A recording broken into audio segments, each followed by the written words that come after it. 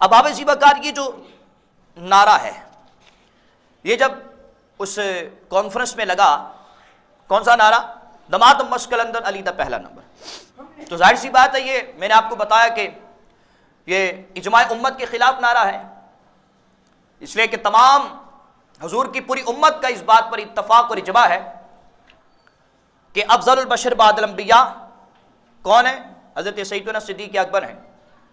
تو پھر علماء کرام نے اس حوالے سے گفتگو کی اور ایسے لوگوں کا اور اس نعرے کا رد کیا، تردید کی کہ یہ نعرہ نہیں لگنا چاہیے۔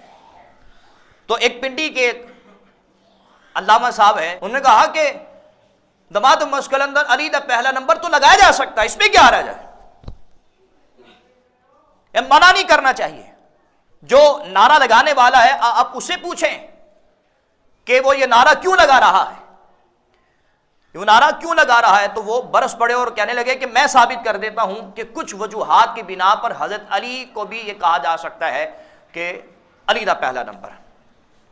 اب باب ذیوقار یہ یاد رکھیے گا، جب مطلقاً یہ نعرہ لگایا جائے گا نا، جب مطلقاً یہ نعرہ لگایا جائے گا اور مطلقاً یہ کہا جائے گا کہ بھائی حضور کی پوری امت میں سب سے افضل کون ہے، تو وہاں پر حضرت سیدنا صدیق اکبر کا ذکر کیا، وہاں پہ حضرت علی کا ذکر نہیں کیا جائے گا، اس لیے کہ علی الاطلاق مطلقاً افضلیت اگر تمام صحابہ کرام میں کسی کو حاصل ہے، کسی کے لیے ثابت ہے، تو وہ حضرت علی نہیں ہے بلکہ حضرت سیدنا صدیق اکبر ہیں۔ اور وہ کہنے لگے کہ میں ثابت کر دیتا ہوں کہ کچھ وجوہات کی بنا پر علی بھی پہلے نمبر پر ہے۔ تو یاد رکھیے گا حضرت علی رضی اللہ تعالیٰ عنہ کیا بلکہ آپ کے علاوہ بھی بہت سے صحابہ کرام ہیں جن کو اللہ تبارک و تعالیٰ نے اور سرکار دو عالم صلی اللہ تعالیٰ علیہ وآلہ وسلم نے کچھ ایسی فضیلتیں دی ہیں، ان کا ایسا مقام ذکر کیا ہے جن سے جو فضیلت کسی اور کو نہیں ملی، یہاں تک کہ حضرت سیدنا صدیق اکبر کو بھی نہیں ملی۔ جیسے کہ حضرت فاروق اعظم رضی اللہ تعالیٰ عنہ کے حوالے سے حضور نے کہا کہ میرے بعد نبی ہوتا تو وہ عمر ہوتا۔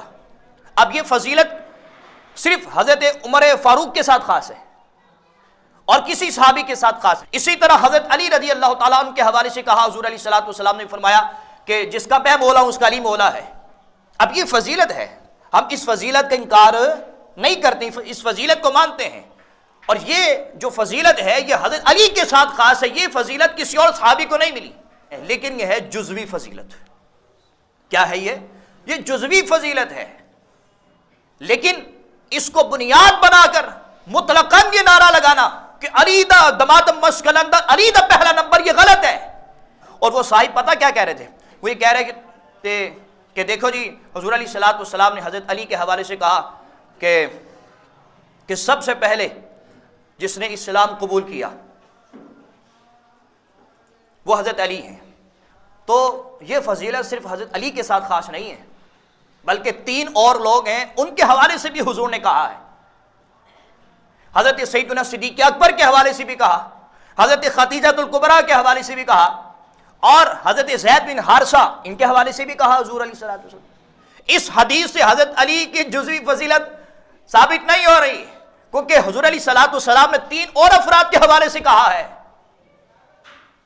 لہذا اس حدیث کو بنیاد بنا کر یہ کہنا کہ دماد مشکل اندر علی دا پہلا نمبر، یہ کہنا غلط ہے۔ جب مطلقاً کہا جائے گا، جب مطلقاً کہا جائے گا تو وہاں پر علی دا پہلا نمبر نہیں، وہاں پر حضرت سیدنا صدیق اکبر کا ذکر ہوگا۔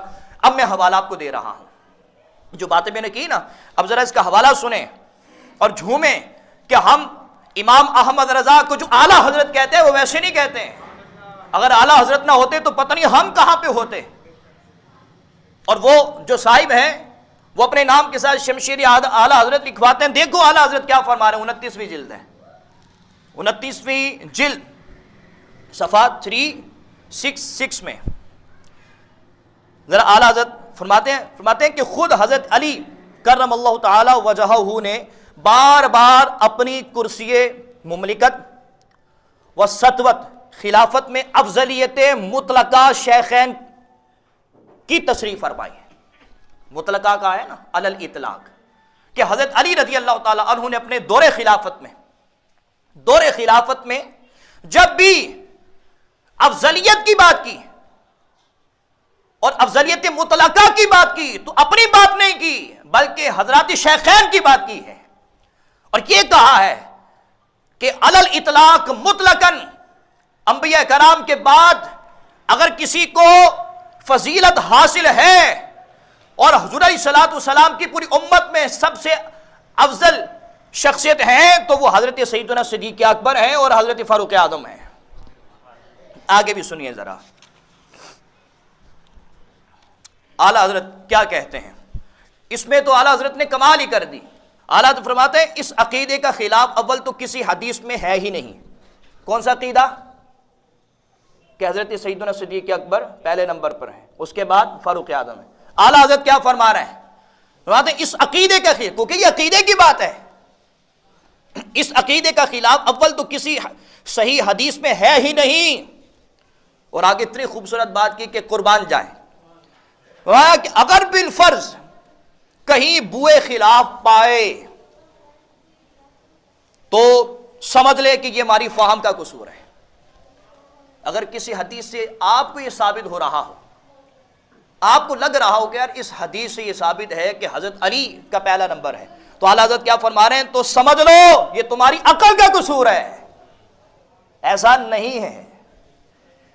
آگے سنیے، ورنہ اب بڑی خوبصورت بات کی، ورنہ رسول اللہ صلی اللہ علیہ وسلم ایک اور خود حضرت علی رضی اللہ تعالی عنہ کیوں بلا تقیید انہیں حضرات شیخین کو افضل، خیر امت و سردار اولین اور آخرین بتاتے ہیں۔